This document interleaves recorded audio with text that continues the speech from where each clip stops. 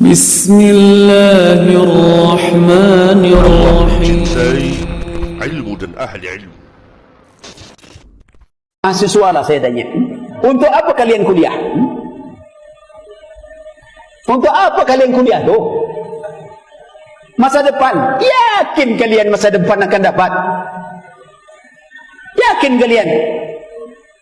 Paling-paling tidak, Pak. Kalau tak yakin apa? Ya namanya juga usaha, Ustaz. Mantap. Kalau kalian sudah tamat kuliah, yakin kalian dapat kerja? Belum juga, Ustaz. Kalau tak yakin, kenapa kalian dapat itu? Namanya juga usaha, Ustaz. Oke, kalian dapat kerja. Kalau sudah dapat kerja, yakin tak kalian dapat gaji besar? Belum tentu juga, Pak. Ya namanya juga usaha. Semuanya dalil usaha. Sama dengan kita kenapa kita kerja pagi, sore, malam, mengumpulkan uang banyak untuk masa depan anak. Apakah anak itu akan berhasil masa depan yang baik? Belum tahu. Namanya juga tanggungjawab dan usaha, Pak Ustaz. Oke, kalau sudah anak itu dapat kerja, yakin tak kita menikmati? Belum tentu juga. Lalu semua yang kita ragukan sudah kita persiapkan. Mati yakin tak? Yakin? Sudah bersiap tak? Sesuatu yang kita yakini pasti mendatangi kita dan dia tidak menunggu usia kita. Kita tidak pernah bersiap. Tapi sesuatu yang kita ragukan, kita korbankan harta, waktu, bahkan kehormatan kita korbankan hanya untuk sesuatu yang kita ragukan. Tapi kematian yang pasti kita tak pernah bersiap. Santai saja kita. Kira-kira pintar atau bodoh kita tu? Jawab aja dan sendiri. Kepastian yang akan menjemput kita, ikhwan. Jangan salah paham. Besok berhenti pula kuliah. Itu yang salah paham tu.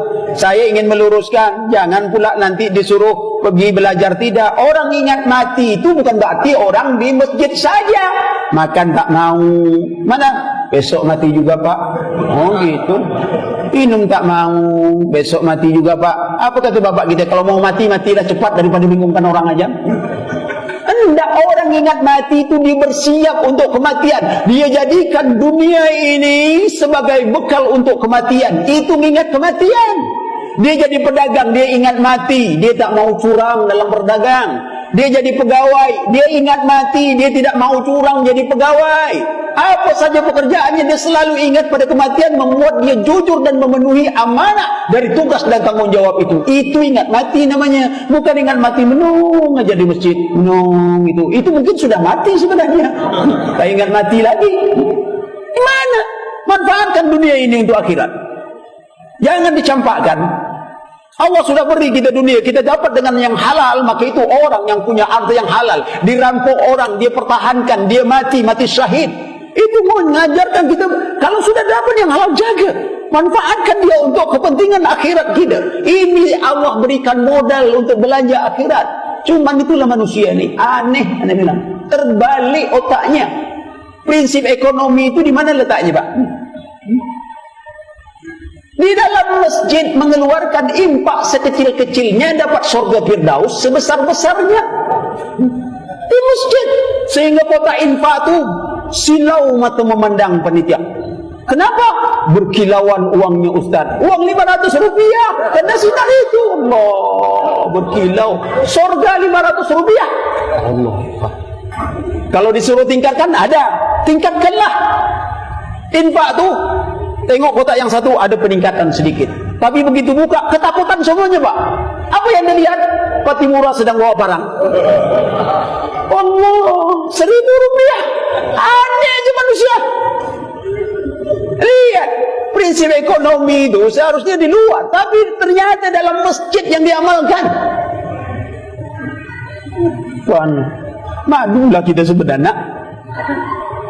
Orang 500 rupiah. Kalau uang parkir dilemparkan pada kita dong. Mungkin kalau pakai duit 500 rupiah, masuk WC umum tak boleh keluar. Masuk boleh, keluar tak boleh. 500 cuman. Allah, ini surga 500 rupiah. Allah. Tengok para sahabat. Cintanya pada Rasul. Infaknya subhanallah menakjubkan. Abu Bakar Siddiq seluruh hartanya, Umar bin Khattab separuh hartanya. Tapi tahu tak berapa harta Umar bin Khattab? Ada yang menghitung penghasilannya sampai 200 triliun satu tahun. Tapi begitu dia wafat, dia punya hutang 86.000 dinar. Kemana hartanya bisa bayar hutang? Tapi lihat bagaimana dia berinfak. Utsman bin Affan, datang Utsman bin Affan ke Madinah membawa 1.000 ekor onta, masing-masing membawa 500 kilogram gandum. Madinah musim paceklik. Datang pedagang kepadanya, menawar dagangan Utsman, kami akan berikan kau keuntungan setiap kilonya 1 dinar. 1 dinar itu bukan murah, 4,25 gram emas. Kalau 1 gram saja 100.000, itu untungnya sudah berapa? 425.000 rupiah 1 kilo. Kata Utsman, dia pedagang, ini musim paceklik. Kata Utsman, tambah lagi. Pedagang bilang, kami jadikan 2 dinar. Bayangkan keuntungan 1 kilo sampai hampir 850.000. 1 kilo keuntungan gandum. Dia bawa berapa ton gandumnya? 500 ton gandum. Berapa besar untung? Kata Utsman, tambah lagi. Kata pedagang, siapa di kota Madinah ini yang mampu memberi lebih dari kami? Kata Utsman, tidak jadi kujual. Semuanya kuimpakkan kepada kaum muslimin, karena Allah berjanji akan menggantinya 70 sampai 700 kali lipat. Tak malu kita 500 rupiah tu dengan 500 ton.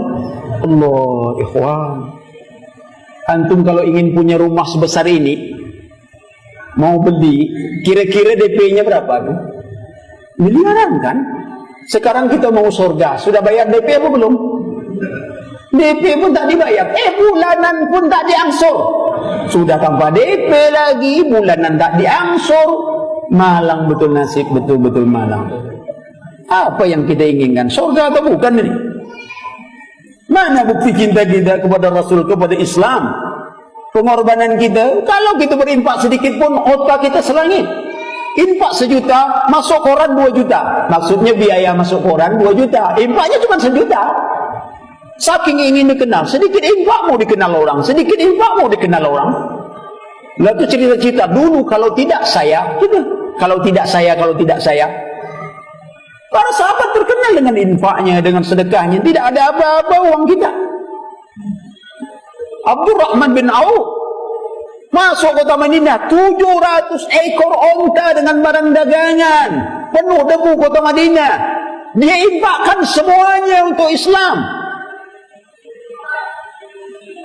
Itu tak berarti bapak-bapak balik ke rumah mengimpakkan semua. Tanya istri juga dulu. Kadang-kadang istri itu tengok dulu, Abu Bakar istrinya siapa, anaknya siapa, kita siapa pula, gitu kan.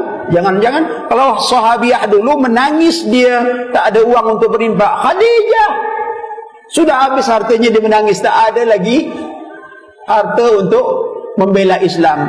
Maaf, mungkin istri kita menangis waktu kita mau berinfak. Mudah-mudahan tidak. Mudah-mudahan tidak.